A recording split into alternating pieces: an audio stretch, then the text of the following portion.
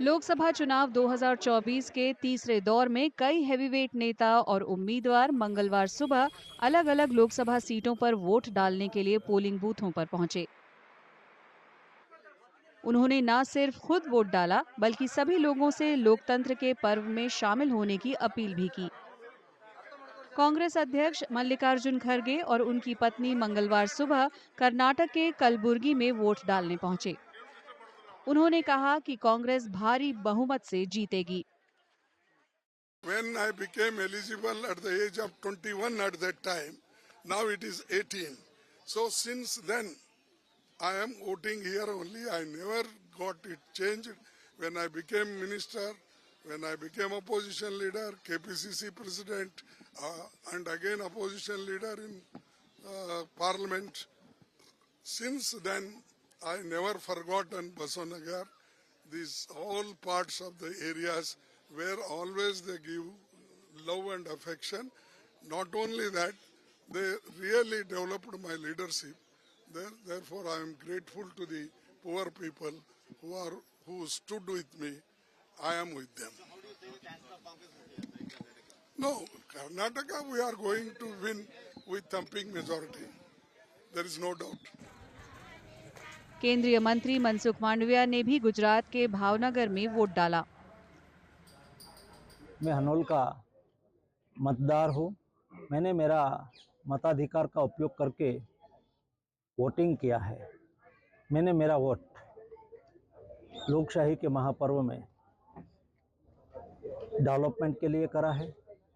मैंने मेरा वोट विकसित भारत के लिए करा है। महाराष्ट्र के मुख्यमंत्री एकनाथ शिंदे ने सभी लोगों से वोट डालने की अपील की। महाराष्ट्र के तमाम मतदाताओं को मेरी अपील है, आप अपना चुनाव का अधिकार इस्तेमाल करो। राज्य के प्रगति के लिए, देश के विकास के लिए सभी मतदाताओं ने मतदान का अधिकार इस्तेमाल करो और हमारी लोकशाही मजबूत करो। छत्तीसगढ़ के मुख्यमंत्री विष्णुदेव साय सबसे पहले वोट डालने वालों में शामिल रहे। उन्होंने लोगों से लोकतंत्र के उत्सव में हिस्सा लेने की अपील की। साय ने वोट डालने से पहले रायपुर के राम मंदिर में पूजा अर्चना की। हम सभी मतदाताओं से विनम्र अपील करना चाहेंगे कि सभी लोकतंत्र के इस महापर्व में भाग लें, अपने मताधिकार का प्रयोग करें। देखिए, पूरे देश में अच्छा वातावरण है भारतीय जनता पार्टी के पक्ष में, क्योंकि पूरे देश की जनता का विश्वास भारतीय जनता पार्टी के प्रति और हमारे देश के जो यशस्वी प्रधानमंत्री हैं श्री नरेंद्र मोदी जी, उनके प्रति बढ़ा है। उनके 10 साल के कामों के प्रति बढ़ा है। बीजेपी के लोकसभा सांसद CR पाटिल भी सूरत में वोट डालने पहुंचे। उन्होंने फर्स्ट टाइम वोटरों समेत सभी लोगों से वोट डालने की अपील की। हमें अधिकार प्राप्त हुआ है, उसका हमें उपयोग करना चाहिए। मैं सभी भाई बहनों को विनती करता हूं, और जिनको पहली बार मताधिकार मिला है, उन सब युवा मतदार है, उन सबको भी मेरी रिक्वेस्ट है कि आप भी अपना मत का अधिकार का उपयोग करें, देश को मजबूत करें, देश की लोकशाही को मजबूत करें, आने वाले भविष्य को मजबूत करें। बीजेपी के राष्ट्रीय प्रवक्ता सैयद शाहनवाज हुसैन ने बिहार के सुपौल में वोट डाला। मेरी अपील है सब लोगों से कि आइए वोट डालिए।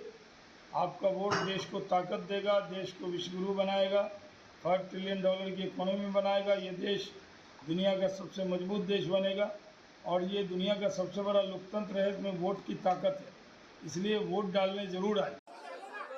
महाराष्ट्र के उप मुख्यमंत्री अजीत पवार ने मंगलवार सुबह बारामती में वोट डाला। इस लोकसभा सीट पर उनकी पत्नी सुनेत्रा पवार और उनकी चचेरी बहन सुप्रिया सुले के बीच मुकाबला है। एनसीपी नेता शरद पवार ने भी अपनी बेटी और एनसीपी शरद चंद्र पवार गुट की उम्मीदवार सुप्रिया सुले के साथ बारामती में वोट डाला। कर्नाटक के पूर्व मुख्यमंत्री BS येदियुरप्पा ने वोट डालने से पहले अपने बेटे BY राघवेंद्र के साथ मंदिर में पूजा की। राघवेंद्र कांग्रेस के पूर्व सीएम दिवंगत एस बंगारप्पा की बेटी गीता शिवराज कुमार के खिलाफ चुनाव लड़ रहे हैं। बीजेपी से निकाले गए नेता के एस ईश्वरप्पा की मौजूदगी ने शिमोगा सीट पर मुकाबला दिलचस्प बना दिया है। लोकसभा चुनाव के तीसरे दौर में मंगलवार को 12 राज्यों और केंद्र शासित प्रदेशों की 93 सीटों पर वोटिंग हुई। इन सीटों पर कुल 1351 उम्मीदवार मैदान में हैं।